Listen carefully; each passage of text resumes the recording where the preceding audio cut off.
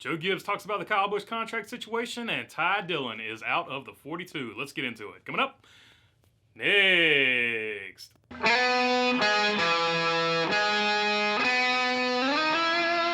What's going on, everybody? All right, video number 2 for this Monday. All right, Bob Pockrass asked Joe Gibbs about the Kyle Busch contract situation. Of course, earlier in the weekend, Kyle Busch was asked if he had talked to other teams, and he basically said, yes, he has talked to other teams.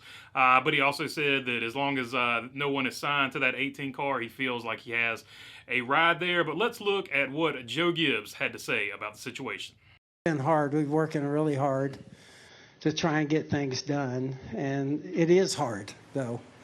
You got to put a lot in place to make things work out, and we're working as hard as we can. We're going after it in a number of different directions, and so, yeah, I'm surprised at this point that we haven't been able to get that finished.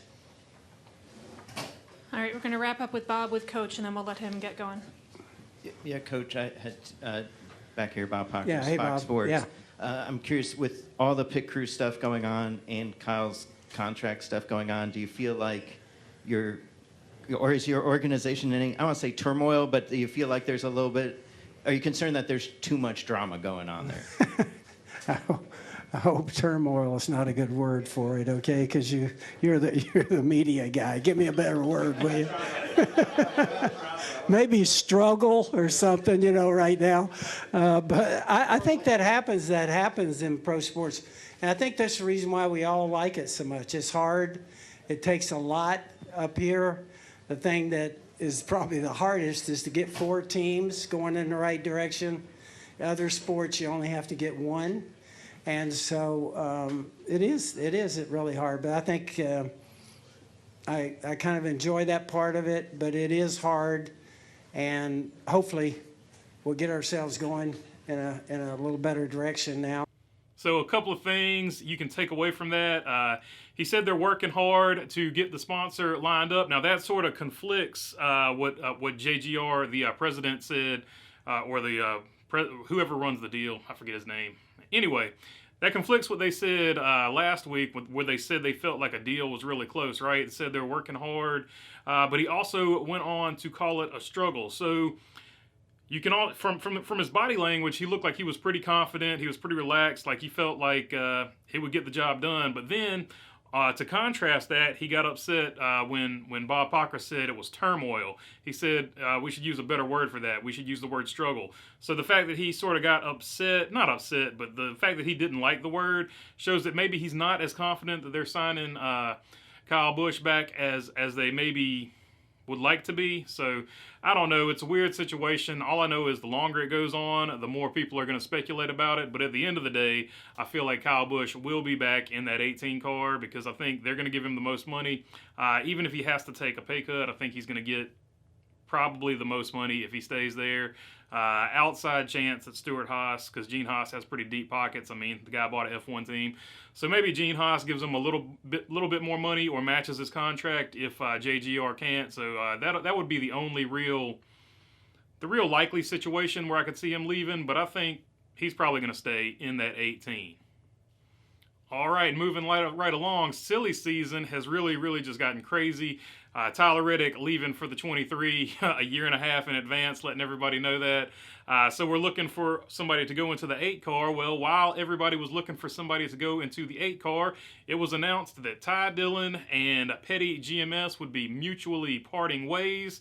But then later on in the weekend, it kind of just basically came out that Petty GMS basically told Ty Dillon that they didn't want him anymore. So it seems like he was sort of asked to leave, and Ty Dillon's a pretty stand-up guy. I think he didn't put up much of a fight. He said, I'll just go find an opportunity somewhere else. That's kind of how I see it going down, but, make your own call on that. That's just my opinion on it. But anyway, that opens up a door at the 42 car, and a lot of people are saying, including Adam Stern, that the leading candidate for that is Noah Gragson, and it makes a lot of sense. Black Rifle Coffee already sponsors the car. So they already have some similar sponsors that are on that car. GMS is the owner of it. He's based out of Las Vegas. Noah Gragson's from Las Vegas. So just a lot of things line up that would sort of make sense. That would be a good place for Noah Gragson to go get his Cup start. I think if he shows anything, he would probably want to go to another team, much like what Reddick's doing. But I definitely see this being a good place for him to start, and I think it is a place he could start. And I think if Junior ever gets his team going, Noah Gragson would probably move over there to that team. But I definitely see this being a good fit for Noah Gragson. But you still, either way you look at it, you still have another seat to fill. Is Gragson going to the 8? Is Gragson going to the 42?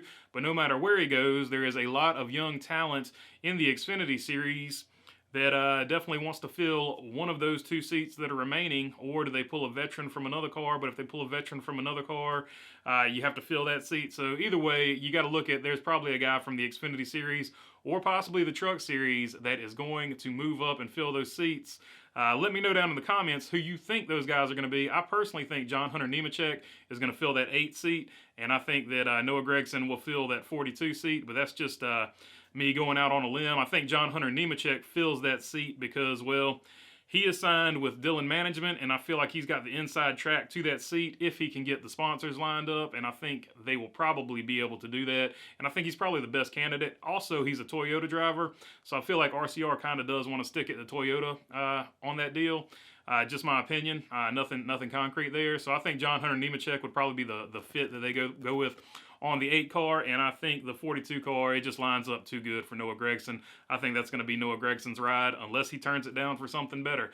All right, that is all I've got for you today. Let me know down in the comments who you think is going to drive or any other questions or things like that you got. And if you've made it this far, feel free to subscribe. I really appreciate your subscription, and it really, really helps out the channel a whole lot. So, yeah, that's all I got for you. Thanks for your time.